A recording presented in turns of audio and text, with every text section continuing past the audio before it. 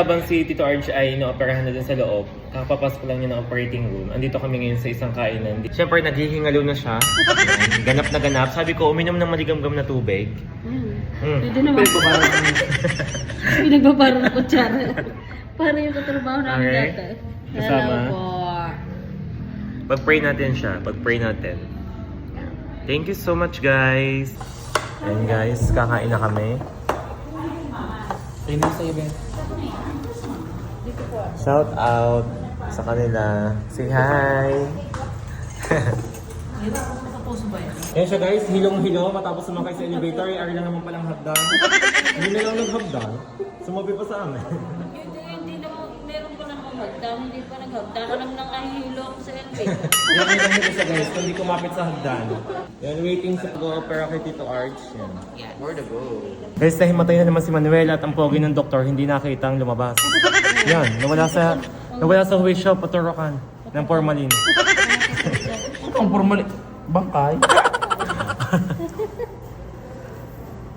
Uwi na tayo? Tok? Tutulog ako pag uwi. Hi guys! Ayan guys, okay na siya. Ito yung inopera. Oh, baka matangkil mo naman. Ngayon po, uwi na kami. Waiting lang sa van. Calvario kaya Ano? yung mga pagdadialis. Dialysis na siya guys. Guys, ayan. Okay, gutom na. Bumili na ako ng mais guys at hindi ko na kaya. Sakay bunso. Pauwi na kami ngayon guys at after namin, pagdating namin sa bahay, baka magpahinga muna kami, tutulog muna kami guys. Nakilala na ako na nung una pa. Ayan, antok na kami. Ito yung dalawa guys, yan.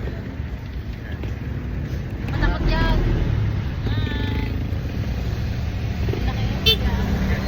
Masakit. Bawal madali. Ina. Nasakit siya, mawala ng pangimensyon na yun. Bawal mo muna likaw, huwag muna lilikaw. Ikaw, bebe. Naroon naman, nakalista naman mga bawal na gawin. Huwag mo babasahin sa 3 araw. Tumiling. Huwag mo babasahin. Pagod kami. Sa pag pagod kami be sa pag-upo doon. Tayo magpapisto. Siga. Jay! Success ang pag-pray ng ina. Salamat po. Yan.